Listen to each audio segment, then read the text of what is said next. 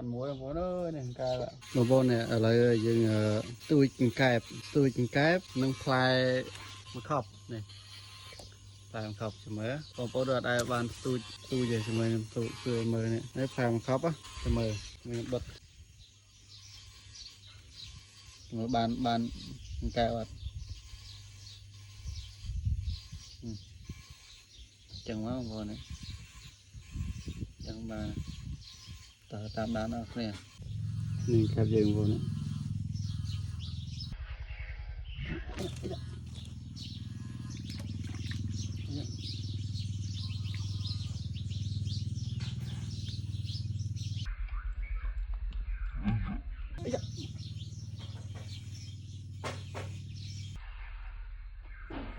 này nè họ thăm đó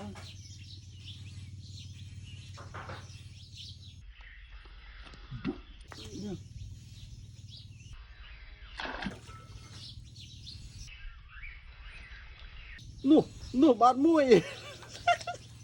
bán muối đi phải tôi nhau vô đã ban vào nè cho muối đi sao này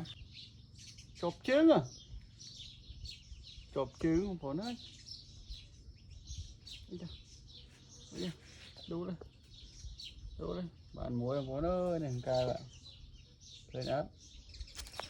tôi giờ nó khí nữa phải sợ khóc không con phải mà khóc này họ khăm rồi